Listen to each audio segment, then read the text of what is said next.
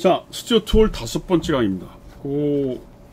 스튜어트 홀이 얘기했던 롤랑 바르트, 볼로시노프 이런 얘기들의 논의를 그 홀 텍스트 안에서 바로 하면 너무 어렵기 때문에 제가 양해를 구하고 요 책 대중매체 기호학이라고 하는 책을 통해서 간단하게 설명을 하겠습니다. 거의 이 홀이 착목하고 있는 부분만 따서 거기에 초점을 맞춰서 설명을 하려고 합니다. 이 책으로 보면 기호의 의미작용 방식이라는 챕터가 딱 거기에 만들어지고 있어요. 이게 기본적으로 이제 이 롤랑 바르트 기호학에 대한 얘기인데, 이 롤랑 바르트라고 하는 사람은 사실은 문학평론을 한 사람이에요. 프랑스의 학자고. 근데 이 사람이 1960년대에 뭘 하냐면 사진 분석을 해요. 그래서 그 사진 분석을 한 다음에 낸 책이 바로 이 현대 신화라는 책입니다. 이 책이 보면 그 앞부분에 1부하고 2부로 되어 있는데, 이제 이 앞부분에 굉장히 여기 사진이 안 나와 있지만 자기가 썼던 사진을 이제 쭉 쓰고 맨 뒤에 부분에 261페이지부터 오늘의 신화라고 하는 챕터로 내가 이런 사진들을 왜 찍었고 그게 어떤 의미를 갖는지를 보여주는, 이렇게 보여주는 이론을 얘기를 해요. 요 이론 별로 오래되지 않아요. 이거 이렇게 읽어볼만 합니다. 그러니까 앞에 부분은 자기가 사진을 찍어서 여러 가지 연재했던 것에 대한 설명이고, 사진에 대한 설명이고, 내가 그런 사진을 어떤 식으로 설명하려고 이렇게 그런 걸 찍었느냐라고 하는 것에 대한 이론이 여기에요. 이 현대 신호라고는 요 이론 부분이 짧지만 아주 임팩트가 있고 굉장히 중요한 논의입니다. 근데 그거를 바로 기호학적인 베이스가 없이 읽으면 조금 어려워요. 더군다나 스튜어트 홀은 저거를 또 다시 응용하고 있기 때문에 사실은 스튜어트 글을 바로 읽으면 뭔 소리인지 잘 모릅니다. 제가 몰랐다는 얘기 여러분들은 아실 수 있는데, 그래서 제가 이제 처음에 저걸 읽었을 때, 롤랑 바르트의 글을 읽었을 때, 혹은 스튜어트 홀의 글을 처음 읽었을 때 난해했던 부분, 이해를 못했던 부분의 그 경험을 살려서 제가 오늘 간단하게 기호학에 대한 강의를 조금만 하려고 합니다. 기본적으로 기호학에서 소시르부터 시작을 하면 이제 시니피형과 시니페라고 하는 관계가 있죠. 시니피형이라는 게 뭐예요? 예를 들어서 이게 이렇게 물통 그러면 사람들이 여러 가지 형태의 물통이 있지만, 예를 들어서 기본적으로 머릿속에 어떤 이마주가 있다는 겁니다. 시니피형, 그게 시니피에죠. 물통이라고 하는 말은 시니피형이고, 야 물통 가져와라 그러면 이상한 거 있으면 이렇게 물을 담을 수 있는 머리에 이미지가, 시니피에가 있기 때문에 이런 걸 가져온다는 거예요. 접시를 가져오는 사람은 없다는 겁니다. 그렇죠? 네.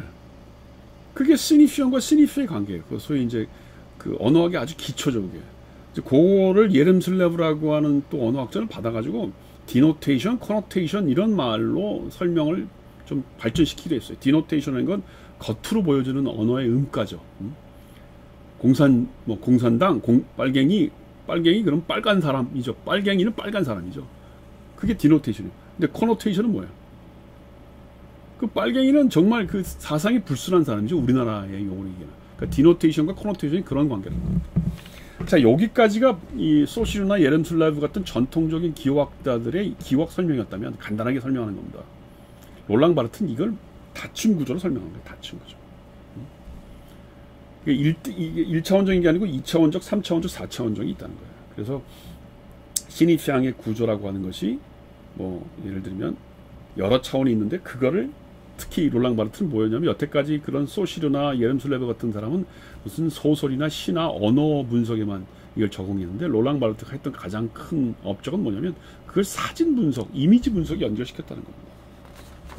그래서 이러한 사진 분석에서 중요한 말이 뭐냐면, 이제 지시 의미와 상위 의미, 부가 의미 이런 게 있다는 거예요. 예를 들면 코카콜라 이런 말을 썼다고 칩시다. 이거는 지금 대중매체 기호학 265페이지에 나오는 겁니다. 코카콜라라는 말의 의미는 뭐예요? 시니피형 혹은 디노테이션은 그냥 음료수의 이름이죠. 근데 그것의 시니피에 혹은 그것의 코노테이션은 뭐예요? 문화제국주의, 청소년 문화 이런 다의적인 뜻이 있다는 거예요. 별거 아니에요. 어렵지 않아요. 그냥 한번 들으면 알아요. 또 반대로 무슨 게다, 사무라이 이런 말을 쓰면, 게다라는 거는 뭐예요? 그게 일본식 그 신발이잖아요. 그다음에 무슨 사무라이라는 거 기사. 근데 그걸 통해서 우리가 얻는 코노테이션은 뭐예요? 일본 문화, 일본을 얘기하는 거죠. 자, 그거에 이제 기본적으로 점점 넘어가는 게 뭐냐면 이제 첫 번째 단계가 있고 두 번째 단계가 있다는 거예요. 여태까지는 그걸 하나만 했는데 두 번째 단계가 있다는 겁니다. 그것이 이제 통합적으로 부가 의미가 통합적으로 가느냐 아니면 뭐 계열적으로 가느냐 그런 뭐 복잡한 얘기가 있지만 기본적으로 롤랑 바르트한테 오면서 국한을 시켜서 얘기하면 그 사진 분석에서 그걸 여러 단계로 보여줄 수 있다는 거예요. 아니 간단하게 얘기를 합시다. 이 소위 롤랑 바르트가 보여주고 있는 아주 중요한 그 분석 중에 하나가 뭐냐면 그 어린아이가 그 프랑스 군복을 입고 프랑스 군복을 입고 그 격리하는 모습의 어떤 사진을 분석해. 그게 이제 이 현대 신화에 나와 있는 이 오늘의 신화라고 하는 쪽에 나와 있는 설명이에요. 근데 그거를 이 스튜어트 홀이 이 뉴스 사진의 결정이라고 하는 그 챕터에 그 인용을 해요. 그 어디냐면 330페이지, 333페이지에서 보면 그 바르트는 프랑스 군인 제복을 입고 3세끼의 눈을 고정시킨 채 격렬하는 흑인 병사의 사진을 예를 들고 있다. 이렇게 해서 이 사진의 결정이라고 하는 그 부분을 그 인용을 해요. 물론 이 뉴스 사진의 결정에 여러 가지 다른 종류의 그 얘기들, 사진들의 이그젬플을 많이 들고 있는데 롤랑 바르트 얘기를 여기서 잠깐 하고 있어요. 그리고 앞에서도 롤랑 바르트 얘기를 여러 번 했고, 그래서 제가 지금 이 롤랑 바르트 얘기를 할 겁니다.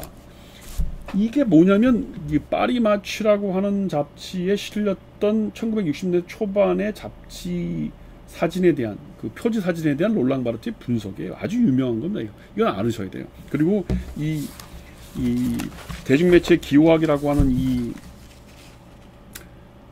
책에서도 274페이지, 275페이지에서 그 얘기를 하고 있습니다. 그러니까 이게 굉장히 중요한 거죠.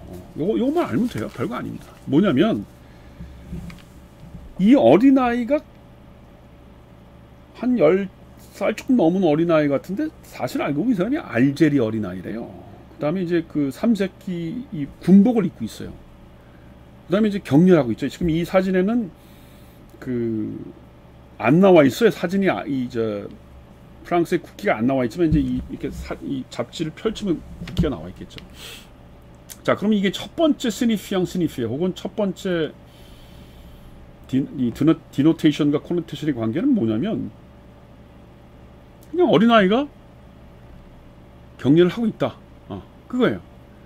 여기까지가 이제 기존에 있었던 텍스트 분석에서의 어떤 기억의 논리죠. 그런데 이제 롤랑 바르트는 그거를 사진으로 접목시키면서 두 번째, 세 번째 부가 의미가 있다고 보는 거예요. 그럼 두 번째 부가 의미가 뭐냐면 이 어린아이가 갖고 있는 알제리의 정체성에 비해서 군복을 입었다는 건 뭐냐면 이 어린아이가 프랑스 시민이 됐다는 거예요.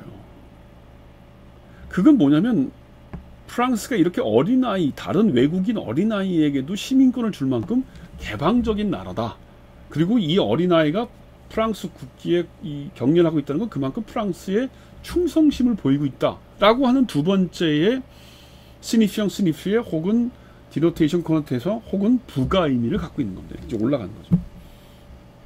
그 다음에 이제 세 번째가 중요해요. 이 세 번째가 뭐냐면 이 당시에 이 사진이 이 파리마취라는 잡지에 나와 있을 때 이 파리마취라는 게 굉장히 대중적인 잡지예요. 우리나라식으로 얘기하면 1970년대 썬데이 서울 같은 아주 대중적인 잡지인데 이 1961년 즈음에 무슨 일이 있었냐면 알제리가 프랑스로부터 독립을 하려고 독립전쟁을 펼던데요. 근데 프랑스의 정부가 그 독립전쟁을 억압하기 위해서 외인 부대를 동원해서 굉장히 잔인하게 독립군들을 짓밟은 거예요. 알제리 사람들을. 그래서 사르트르가 무슨 말까지 했었냐면 내가 프랑스 사람이라는 게 부끄럽다. 왜? 너무 잔인하게 알제리 독립전쟁, 독립운동을 짓밟으니까. 근데 이 사진이 바로 그 시기에 나온 거예요. 자, 그러면 이 사진이 갖고 있는 또 다른 정치적인 의미, 제3의 어떤 부가 의미는 뭐냐면 프랑스가 그렇게 알제리에서 잔인하게 독립전쟁을 억압했다는 것은 사실이 아니다 라고 하는 의미를 커노트하는 거예요. 커노트라는 게 뭐예요? 암시하는 거죠. 아니야, 만약 그랬다면 이 아이가 프랑스 사람 그 삼세끼를 두고 저렇게 충성을 맹세했겠냐. 그건 아니다. 이런 정치적 의미가 있다는 겁니다. 이 사진이 갖고 있는 이데올로기적인 수준이 바로 그거예요. 이것이 바로 기호학이 보여주는 굉장히 중요한 얘기입니다. 여기까지는 됐죠. 그럼 이것이 왜 현대의 신화냐? 그거는 다음 시간에 얘기하겠습니다.